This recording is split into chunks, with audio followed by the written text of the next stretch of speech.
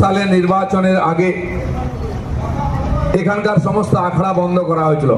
এই প্রদীপ বাবু, আমি নাম নিয়ে বলছি, চেয়ারম্যান ছিলেন, আর সমস্ত আখড়াকে গিয়ে চমকেছিল, এই আখড়া বার করবি না, সঙ্গে ওসিকে নিয়ে ঘুরছিল, কেস দেবো, ঢুকিয়ে দেবো, আখড়া বার করতে দেবে না। বড় রাম ভক্ত, বিশাল বড় কাটাউট, আর মনের মধ্যে কার ভক্তি? কেবল ভোটের ভক্তি, রাজনীতি আছে। আমরা সবাই মিলে বেরিয়েছিলাম, আমার পার্টির কর্মীরা, এখানকার যারা রাম ভক্তি, রাম নবমীর সঙ্গে যুক্ত আখড়া করেন, গিয়ে আমরা বলেছিলাম আপনারা আখড়া বার করুন, আমরা সঙ্গে থাকবো, কোনো বেটা গায়ে হাত দিতে পারবে না।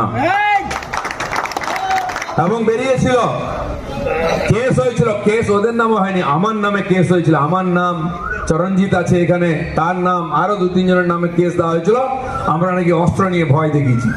যে ভয় পাবে তাকে তো দিলীপ ঘোষ ভয় দেখাবেই।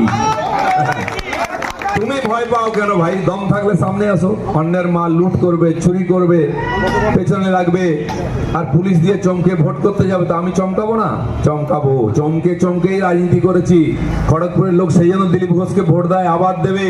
এখানকার গুন্ডা মাফিয়ার বিরুদ্ধে আমি লড়াই করেছি, আবার লড়বো যতদিন থাকবো। আর এবার তো লড়তে হবে না, ভেতরে ঢোকাবো, কারণ ক্ষমতায় আসবে বিজেপি, পশ্চিমবাংলায় পরিবর্তন হবে।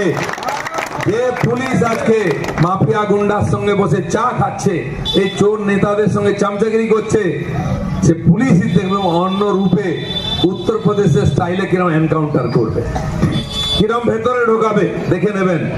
4 তারিখের পরে মে মাসের সব পাল্টে